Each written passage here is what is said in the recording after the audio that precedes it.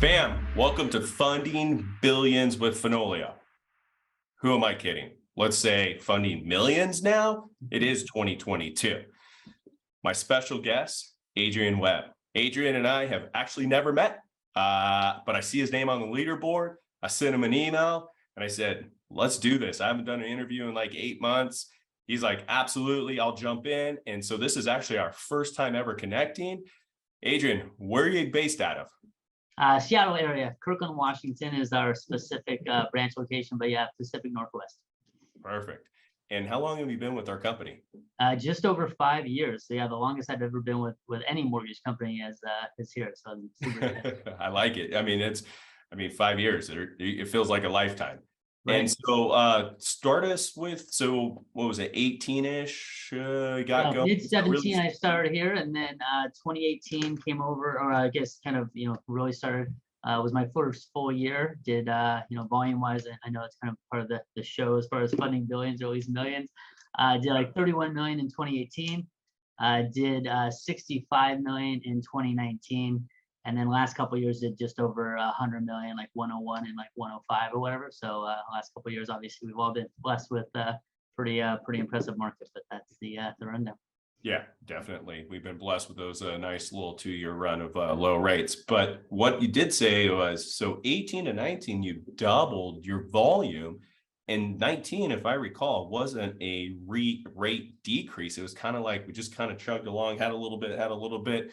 What was the big change? How did you actually double from 18 to 19?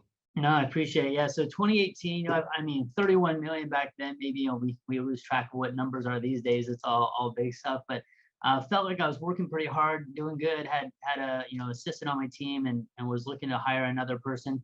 And then in early January 2019, I actually lost my brother, 18-month different, really close to him. And that was something that kind of shook me into, am I really doing everything to bring it every day for my team, my company, my wife, just we are so blessed to be able to do what we do every day and be around amazing people in our office and stuff like that. So I went to kind of our executives here with, I'm burning the ships. This is the year. All those like, hey, I'm gonna do this. I don't want to overdo this or that. It was like, it doesn't matter. Like, well, I'm changing my business. I went to them with a plan to say, I've got one person on my team. How do I get to 2? And here's what I want to do. And here's my plan. And I laid it out and just got my region behind me with where I wanted to go in my business. And they were so supportive. And that year, I did Dunk Your Local Lender. I did events. I did a Easter egg hunt. I did everything. I did a happy hour and a loan over lunch in the same day sometimes. And I was always like, oh my gosh, you can't do too much. You can't do a happy hour. You can't do a loan over lunch. You got to space it out. I was like, no excuses. I just increased my activity level by 10 and was able to really, build. I was going to open houses, just anything I could do to get in front of agents and grow my business. You were just doing whatever it took, right? You were just, yeah. I got to get my name out there. I got to work on it. I got to go full force. I mean, kind of like, you know how it is. Obviously, building a business is like, for a bit, they don't know who you are. And then you just start to kind of get some momentum and then just kind of keep running with it from there. Yeah. It's kind of like what we're at right now, right? We're in 2022 and we didn't have to do any of those activities the last 2 years, right? Mm-hmm. We didn't really have to. The phone just rang and we were more stressed out about, can we get back to someone in time? And now it's like, we just came to a cliff and you're like, okay, now what do I do? Right. And so what are you doing now? What are you back to those basic activities? What are you seeing that's driving you success right now? Awesome question. I mean, when the pandemic happened, I had built my whole business around events and get people together. So I had built Dallas on our virtual summit. We did all these, we quickly turned to virtual and did all that stuff, but you miss so much of that face-to-face interaction. So this year, as much as people are like, gosh, rates are up, I love it. I do happy hours. I do them back to loan over lunches. I'm going to open houses. I'm doing all those things that built the business back in 2019. But I don't have to wear a mask, right? Like the benefit of us being able to just open things up again and not worry about showing a vaccine card and all the stuff that happens, I feel it's like fantastic. So we've always been very, very purchase driven. We never lost sight of that. I'd pick up 4 or 5, refis just because we could when the market was there for it. But I've always been over 80% purchase. So we're, we're over 50 million right now on kind of our volume. So we're down a little bit, but nothing compared to probably some other people that maybe weren't focusing on the purchase side of the business.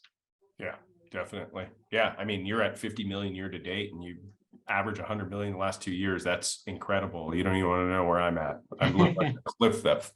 I'm still behind you. I know that. So you're still crushing it. Absolutely. Barely.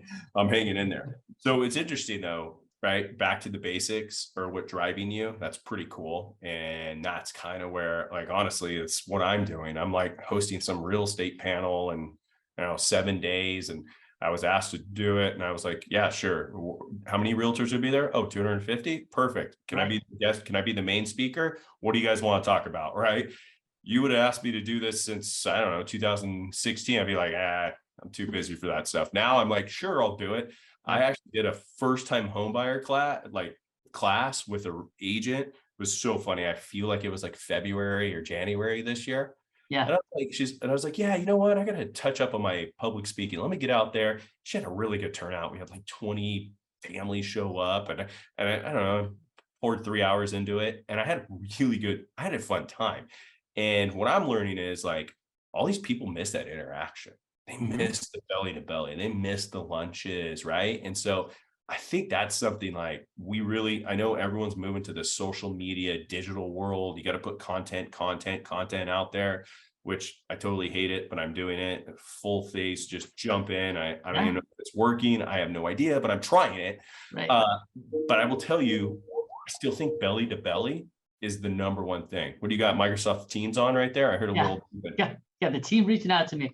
Yeah. You'd be, hold on. I'm on Funding Millions. Relax. Right. So, but I think that's where I'm seeing the belly to belly is really like still more, bang for my buck, I guess you would say, right? Social media, we got to be out there. We got to be kind of in that. So talk to me. How is social media game? Are you doing any of it, or where are you like, I don't want any part of it? I am doing a bit of it. So I do social media enough to promote our events and then have follow up and things like that. I mean, I have Instagram. I don't really do much with it. I've got, I'm TikTok, not a thing, right? So I do a little bit of Facebook. So social media is by far not a huge pillar of my business, although we want to do more of that, and that's probably an opportunity that we're missing out on. But the old school, man, picking up the phone, just calling people, going to offices, going to open houses, just getting in front of them. I mean, there's agents I work with that I've worked with them for years, and I go by 3 months. I'm like, shoot, I have not seen them face to face. I'll text them, are you an open house this weekend? I'll just stop by, bring them some lunch, and just stay connected, right? So I feel like the social media stuff is really important, and a lot of people get a lot of traction with it if they do it well. I haven't done it, super well, but I think that if you just kind of stick to the basics, you're going to be okay. And then of course, if you can layer that on, I think it's important, and we'll probably do that. I do a whole lot of video though. Everything is kind of bomb videos and getting in front of people that way, and interacting with clients over Zoom or face to face, and then following up with video. I won't send a rate sheet or quote or mortgage coach without a video with it, because I think that connection is super important. Explaining how the process works with regard to rates and locking in the market is important. So we do a lot of video to stay relevant, but not a ton of social media stuff. Yeah. And I love Mortgage Coach. I use it all the time. I think it's great. I actually don't do the videos yet. I know a couple of guys in my office, they just do a really good job with it. But the fact that I'm a dinosaur and I'm using it and I love it, it's great. I do like, I got a little different spin. I'll send them the Mortgage Coach and I'll be like, hey, jump on a call and I'll walk you line through line this. But also I see Nick Hogue in my office. He does the videos and the arrows, and I'm like, man, that's so good. And he probably doesn't get rate shop as much as I do, right? So you guys might have something with that. The Mortgage Coach with the bomb video. I just did a couple bomb videos to the office, like, it was fun. I was like, this is cool, and I started recording some stuff and sending it to people. It is what it is. I'm embracing it. Like you said, I think it's just a layer. I really don't think it's the end all. Right. I think you got to be doing belly to belly. You got to build those relationships. It's just an extra layer. And I don't Yep. think it has to be as much time as a lot of people Mhm. think you do. I think I follow a bunch of people on Instagram. I see what they did and I basically steal it. Right? I'm not gonna lie. And Yeah. I even tell them too. I even tell them, I go, hey, I saw this. Can I hold on, my phone's ringing. Can I saw this. This looks great. I'm gonna kind of steal some of it or all of it. And usually whoever I'm following, they are like, I don't care. Yeah, no, exactly. But like I said, and you don't know though what activity is going to resonate with somebody, because I do maybe 4 or 5 Facebook videos, get very little interaction, and then I do a quick like simple texting just in Facebook about the Fed funds rate and what happens, and then I've got all these agents sharing, and I'm like, I do these great videos, but they don't get the same traction. So it's just being like, I think, consistent and finding out what resonates with certain people. But obviously, just having those activities. And the other thing, one thing I did too, and I don't suggest this, but in 2019, I wanted to get more in front of people and be a part of the community. So you had asked me, I bought an Irish pub back in late 2019 or mid 2019. And it is, and now we've been remodeling. We're like 3 weeks from opening. But our community I'm in Snoqualmie. It's like kind of near the mountains. It's a really small group and there's not a ton of places up there. So like I'll do anything on talking about how we're hiring for that or when that's opening. We have 800 interactions, or a article comes out and there's 4,500 clicks. Like it's a way to get involved in the community. And I think that whether it's mortgage stuff or, like I said, I did a dunk your local lender at the 4th of July thing, just showing that you're actively a part of and grateful for your community is, I think, it's super important. And then obviously we have our home access program, which I've been leveraging that to get in with some companies and all that. And again, what resonates, right? So some agents could care less about the home access program. Other ones just love the fact that I do a client appreciation event that they can invite their clients to. Those kind of things. It's just finding out what's going to resonate, but just having the activity is the thing that I found to be the most important. Yeah, and it sounds like it. You're doing amazing and your numbers show it. Yeah, it's just literally putting yourself out there and diving into the community. I love it. I could take some of this. I should do a little bit more of that stuff. But yeah, I love that. What about any coaching? Have you done any coaching in the last 5 years? And if So so, I'm in the core coaching okay. level 3 program. Yeah, so I've been doing Okay. that for the last 3 years now. How do you like that? I like it. It's good. I mean, I don't need it for the accountability because I hold myself really accountable already. But some of the tactics and really just being around that group. So, I went to the first summit and I was like, yeah, I close 6 loans a month, and they're like, what do you do with the rest of your time? Like that's not good. I'm like, oh, it's just like that whole thing. Like, so 6 loans a month, that's not good. And then you see guys doing 20 or 25, and it's just that whole like there's another level that you want to get to, and that was a really important thing for me, because then you've got Rick Ruby telling you just to be an average LO you got to be doing 75 million. I'm like, oh, I'm better than average.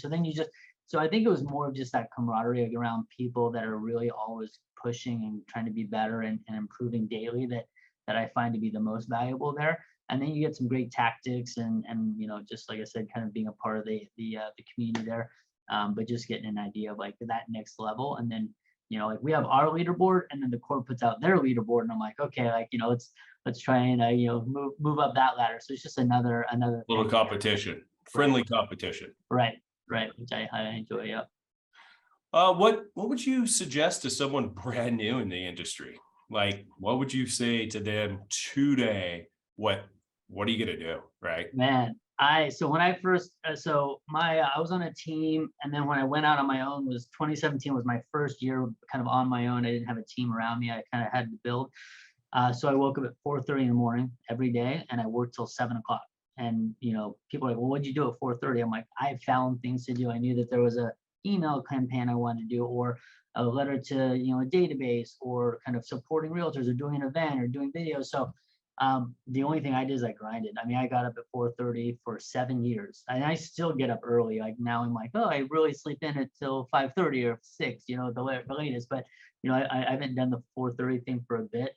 But I did it for really just 7 years, and that included weekends. I got up super early and just always found the next thing so I'd do a business plan, see what that next thing is, and then try and implement it as much as possible. But I think activities for a new agent, whether that's going to open houses, or whether that's or you get on a team like yours, Chris, and then leverage the team's success until you have some of your own, and then you can kind of go out on your own. So I was lucky to leverage a team before and then build up some relationships and go from there. But you got to kind of have a roadmap, and I think you have to have a way to kind of separate yourself a little bit. And of course, our company with our ops and the things that we can do product wise is, a huge part of kind of what we're able to do too. Yeah, that's great. Yeah, my number one suggestion is find a team, right? Find an old dog that wants to train you, but also be willing to do the hard stuff. For me, right? Weekends are tough for me. I got 3 kids and we're in sports, and we do the weekend warrior. I go, who are you going to call on Saturday, Sunday? And, it used to be a pain to get an LO to do it. Now I got them lined up. They're like, I'll take a weekend, right? I go, because that's really the activities. The activities are like, weekends are what happens, but once you made it, like, people know who you are, and you're like, hey, I'm available 24/7. You need a letter, we were cranking, like getting a lot of deals on Saturdays and Sundays because the banks don't call their people back, and online lenders are hard to get a hold of, and people still want that human connection. They still want that human person, and being there is huge. And so my suggestion is always find the busiest person in the office or the second busiest and say, I'll take anything you don't want to do. Right. It's smart. And then the other thing is learning stuff, Cal FHA, right? You don't have that. You guys might have some kind of program, but we have some kind of down payment assistance. It's a first, second, third. In 2007, right? The whole market comes to a crash, and my goal was to learn it, and I started doing it. And so, 7, 8, and 9, I did a bunch of Cal FHA loans, and I became the expert, and I got invited to go talk at real estate events with other lenders that were they were a lot more successful than me, and I was younger, and I was like, well, let me talk to you about this program because I know those guys don't want it, right? Yeah.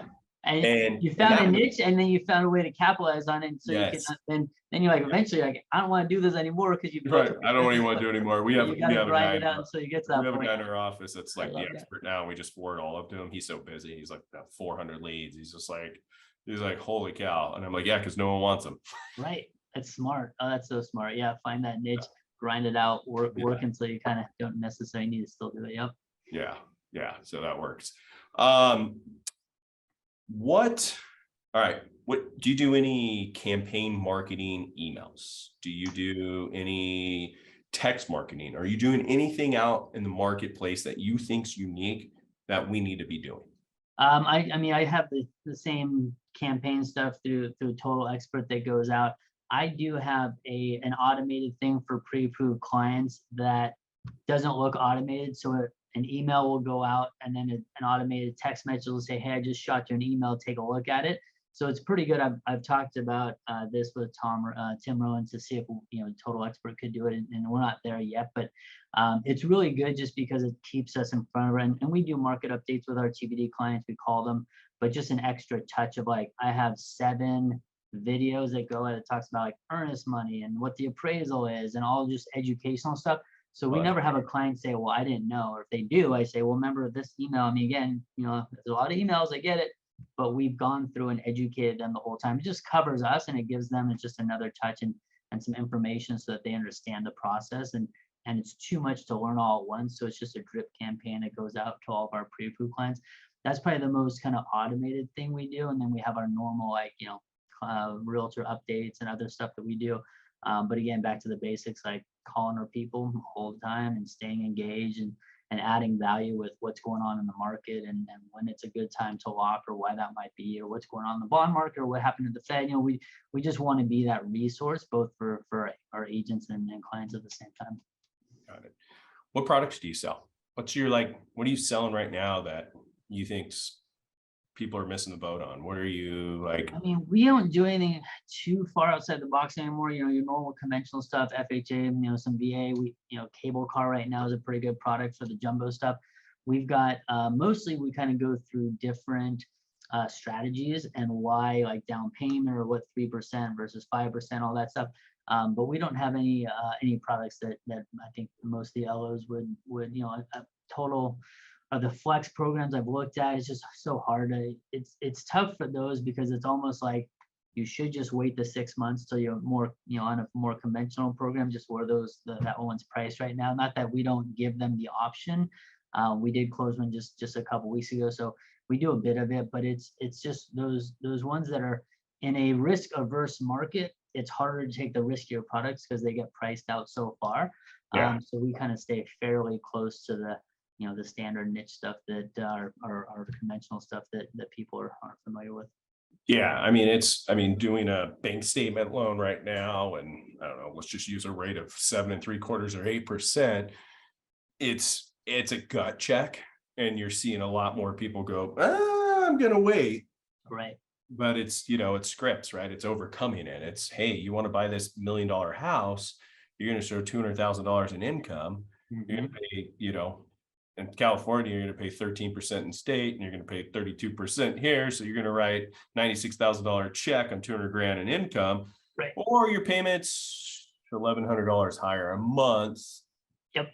Like it's That's just trying to perfect. show them that, but Literally the one, yeah, you're right. The one we just closed was based on not paying a whole lot of taxes and going bank statement. right.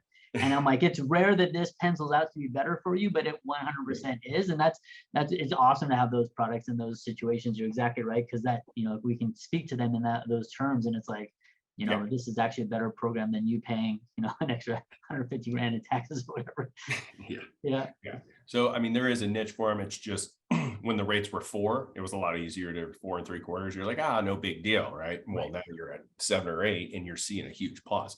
What are you seeing in your market? Are you seeing price reductions? Are you seeing buyers pause? What is the feel? What are the troops on the ground feeling? Yeah, so wise? I mean, probably similar, maybe not quite as much as California, but and I'm licensed in California, so I do some of that too. But we've got more inventory, right? Some buyers on the sidelines, people kind of waiting because their stocks are down and they're just not sure what's going to happen.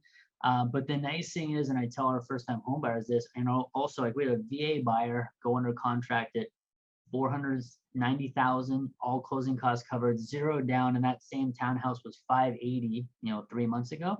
And it's like, yeah, So 100 his grand, almost 100 grand reduction. rate's a little higher, but you got 100 grand off, and you got all your closing costs. So that 0 down VA buyer would not have gone under contract 4 months ago. So I much prefer this market because our buyers have an opportunity. The first-time home buyers, we do a lot of first-time home buyer stuff. It's so much better if you want to buy a house and you're motivated, and we can show you the financial gain of doing so, and then how we're going to kind of plan that next loan 18, 24 months from now. And I send them Barry Habib stuff. I'm like, look, I'm so confident rates are coming down. You've got to get in now, because I think I'm telling you, 3 months from now, I think it's going to be a seller's market again. Now, we don't have that much inventory. There's way more buyers on the sidelines, in my opinion, than what inventory is. That's going to get absorbed fairly quickly. So it's really just like I tell my agents, get them in touch with me. I can walk them through why this is like the best opportunity. I do like cheesy videos that says huge opportunity, and I'm like, you need to know why this is such a huge. Back in 2017, we had the same thing happen. Rates went up, inventory all of a sudden, and I talked about Ray Dalio, like the people that are can step away from the fear and act and make a good financial decision.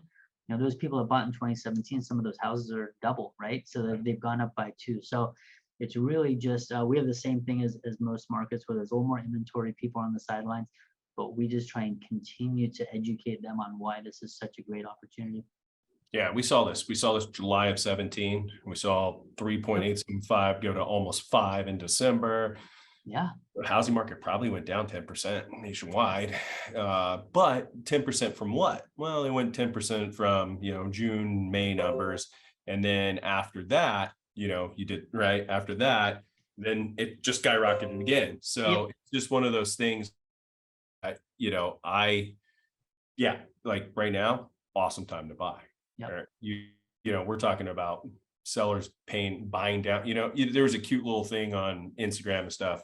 Everyone's like, marry the house, date the rate. Right. Like, Yeah. No. Marry the house and marry the rate. Let me show you how. Right. Right. And they're like, what do you mean? I'm like, price reductions are everywhere. Homes are sitting on the market for 30 days. Yep. The sellers are freaking out. I go, instead of asking for another 50 grand off, go in the house for 20 grand in closing costs, and let me show you what I could buy this rate down. And if we're right and rates do come down again, great, just refi at that time. But if I'm wrong and rates kind of just level off and they land in the 4.5 range, and I already get you in the 4.5, what do you have to lose? You know what I mean? It's just the way you position it. and That's you gotta exactly be right. the buyer, right? I love that. Yeah, we look at kind of that buy down. We say, hey, we don't want to be overly invested in this loan, but we also want that payment to be comfortable. Because what if rates don't come down in 18 Yeah. months? What if everybody's wrong? You've got to make sure that that monthly payment is going to be okay. So we buy it down a bit. Maybe we don't pay 3 points to get it way down where you're kicking yourself in 18 months when rates are lower, but we definitely want to have it in a reasonable place where Yeah. everything's I got mean, to it buy doesn't down. make, I think a 1.5 point buy down, we get the seller to kick in, we get it, we're fine, Yep. right? Like I said, I did a Instagram story where I didn't even know how it's possible. They were locked in with 6 points. And I'm like, one, how do you pass all the tests, right? Like this thing is, I was like, this thing ain't gonna close. Right. You can't charge them with 6 points, but it's Right. just one of the things where I see some crazy stuff. Now, what about when you do see, like, when you do get rate shopped, do you get the LEs from the other lenders and just pick them apart, or where are you on that? Because right now I just get LEs sent at me all day, like, hey, I found a lower rate. And for my market, what pisses me off is title and escrow. We have a title and escrow company, like you have an Yep. escrow company and title company, and on $1 million purchase is probably $8,000. Okay. Right. But people are putting $500 for escrow and $1,000 for title. And I sit there and I'm like, oh my gosh, right? And buyers just look at the bottom line and they're like, oh, your fees are, and I have to get the good thing I have really good partners and agents, and Right. they're like, no. And I'm like, call this escrow and title company right now and get their fees. And Yep. then the other big thing for me is property taxes. Like when Okay. you get out of state lenders that Yeah. don't know, they don't use the property taxes it's gonna be. They're Right. using what the seller's property taxes are. Yep. So they'll go Yep. back to my agent and go, hey, he has the same rate, same fees, but my payment's higher with him. Mhm. And I'm like, oh my goodness, let me, Yeah. and it's education and process and Right. being patient, but it's a war. So how do you handle this? Yeah, I mean, similar to what you said is we educate them. We talk to them about what our value is and how the online out of state lenders that don't have the reputation that we would have. Now you may end up, and again, it's harder in this market because they're the only offer. They're not competing against 3 or 4. It's a lot easier to add your value in those situations. But when I basically have them compare, they say, hey, do you match other lenders? I say, well, nobody matches what we can do. We are a competitive company. I'm happy to take a look at whatever else you find out there. And then if they send it to me and they're willing to kind of work, like all things being equal, we want to work with you. If they're just like, oh, I just want the lowest rate, I just send them on their way because that's just not the client that I want. It's not our business. And even if we had the sharpest rate out there, it's still, we're not adding any value in that situation. So I pick and choose the clients that we want to really go to bat for. And then again, we kind of obviously talk about our difference, and matching rates is not something that, people don't match our experience and our ability to serve you, and our ability to kind of use our relationships that we've built over the last 10 years in this market to really help your offer get accepted. And that's for the price. Like they may take an out-of-state lender, but they're not going to give them the same maybe seller credit they would because they're still not sure if it's going to close. So basically, it's a case by case scenario where if it's something where it's a like-minded local company we're competing against, we'll go to bat for that. If it's PNC Bank and they only care about the rate, it's we're not going to get those ones. And we'll still try and serve them and tell them the differences. But sometimes if it's 0.5%, they're willing to take the risk. So it's a tough market. We definitely don't retain all of them, but we retain a high percentage, which is the key. Yeah, great. Yeah, and I'm always like, hey, let's double app. Let's see what happens, especially if they're complicated, right? There's Oh always yeah. ones that are super complicated. And I'm like, there is no way this bank is going to look this way and underwrite it this way to close your loan. So there's Right. always those. It's just when they're super clean and they got a lot of money, you're like, okay, right? I mean, what do? You're like, do I waste the pre-approval and time, or just say, look, you're way better off? Right. And sometimes I'll say, hey, send me your best quote, and I'll just give you an honest.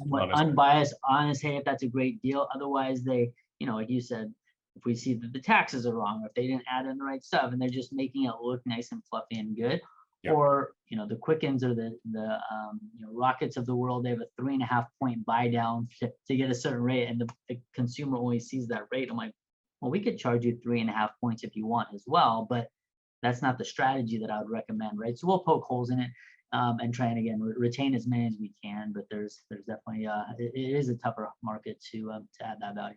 Yeah, no, and it's hard because sometimes they go and you're like, oh, give me something. And then they come back and go, I was getting 4.25 or no points. And he came back and it has 3 points. And I'm like, but the good news is when they do come back, that's when you can win them. It's just if they don't come back and you're like, and then they come back to you after they close and they're like, yeah, I got totally hosed. And I'm like, I told you. Right.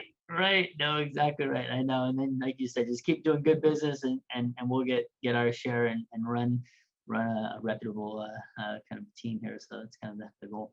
Nice. What are your realtors feeling? What are they like? What are they doing in the market that's different from the rest of them?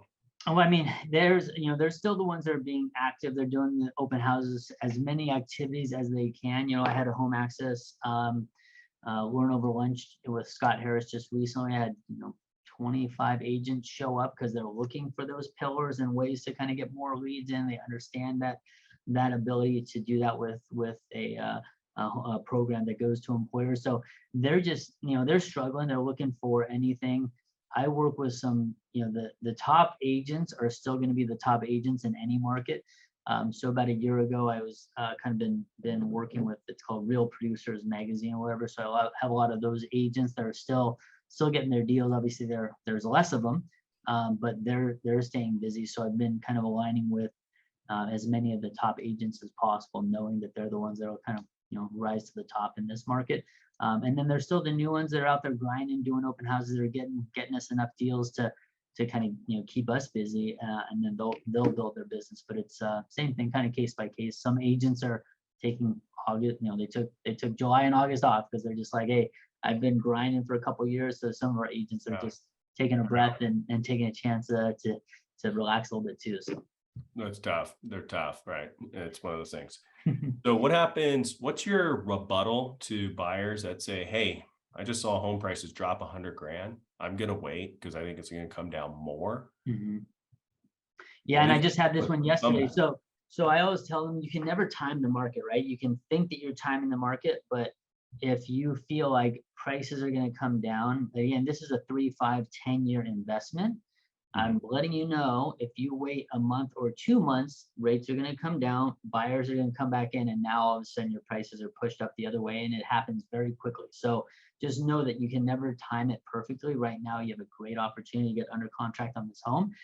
If it goes down 10 grand or 15 grand, so what, right? But what you need to protect yourself against is when it goes up 50 or 100 grand, because that's the next thing that happens. And it was only 4 months ago that was happening. So don't get yourself stuck, because it will happen before you can actually do anything about it. So it's just one of those things, again, educating them on the opportunity that we have, and letting them know that, can never perfectly time it. If that was the case, everybody would be, multimillionaires. It's just the idea of taking what's in front of you now as the huge opportunity, and then knowing that you're going to be good over a longer period. But never kick yourself over like timing it exactly right, because then you're gonna lose in that scenario if you try and do too much of that.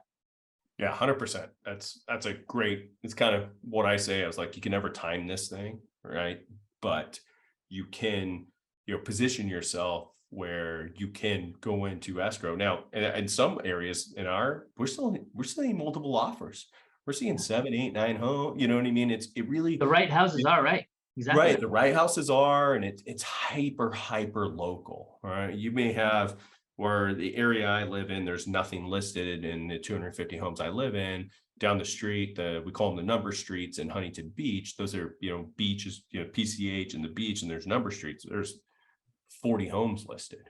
Right. But it's more of a party scene. It's more of like, you don't want to raise your kids there, right? They'll get killed by the traffic. So it's just, I always tell people, it depends where where the buyers want to go, right? That's a great place when the kids move out and you kind of want to walk down to Main Street and you want to be part of that. That's where we see the older crowd move to. The other crowd, they want to move into the cul-de-sac where they're protected and they can walk their kids to school and they have a park. Like, you're seeing younger families want this area versus that. And that's what's interesting, is you're seeing stuff where I'm like, well, same city, same zip code, but this pocket of homes, wow, you're gonna go on the market and there's 10 people.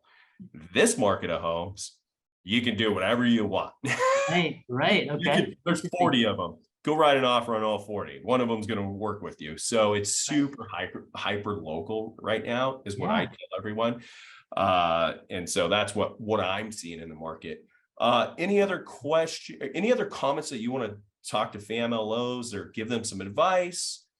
No, I mean, I think the only thing I would say is, this is kind of a time where people are always thinking the grass is greener somewhere else, and that's why there's a lot of movement in our industry. I feel so lucky with where we are and our support and our ops and our ability to kind of, go out there and do what we do daily, which is why I said I've been here for over 5 years. I haven't found anything like it. And like I said, there's always something that seems better or, different or, all those shiny objects. And I think just keep your head down, work through this market, keep grinding and do the activities. And that's all we can control, right? So we've just, shut off any of that whole recruitment stuff or, again, it is tough because everybody feels like our rates are, everybody's going to have a different rate idea or perspective, but it's all going to be the same. Whenever if you go somewhere else, you're still trying to close loans and everybody's got pricing and ops and all the things that they need. There's nothing that's perfect out there. It's right. It's only green where you water it. You got it exactly right. Green where you water it. So yeah, and then that we see that. Any other questions? Questions for me? I guess when you're building up, what's your team look like? I've always kind of been curious how you run that and then how you manage your team. Oh, what did the team look like, and what's the team look like today? Let's say today, right? Today's team is one assistant helps input loans, one processor that I share with everyone else again, and then I have what I call an ISA role, an internal salesperson that does a lot of my follow-up, right? Does a lot of my runs my Calendly, runs all my stuff and sets my appointments and makes sure I'm on schedule, and then does really accountability. Holds me accountable. Hey, what happened with that borrower on Wednesday that so-and-so referred you? Does a lot of my database management and then follows up on reviews, follows up on all that stuff. So really my team is essentially three. One, the follow-up person, assistant who inputs and helps me get all my loans dialed and make sure I'm not moving too fast. That person now is working for 3 other LOs. When they used to only work for me. Right. My processor, I used to have 2 because I had to split both loans, who has me plus 3 other people. So we're combining forces. Let's put it that way. And I love that. So that's what the team's looking like right at this moment. And then I got a couple junior LOs that work on weekends for me, and we have some kind of comp agreement between them. But they're in the same boat with me. They're out hunting.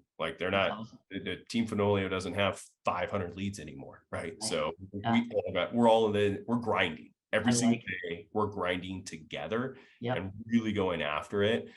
So it is great. I know these markets are funky and people have fear come in their mind, and I get excited and I'm like, this is opportunity. People are just going to quit. They're going to take their ball and go home. And then that agent that I've been trying to get forever, something's going to happen and that's it. And I will tell you, there's a big producer in my area who is freaking out, where we share relationships, where they're huge real estate teams. We're both preferred lenders, and this person is on freak out mode.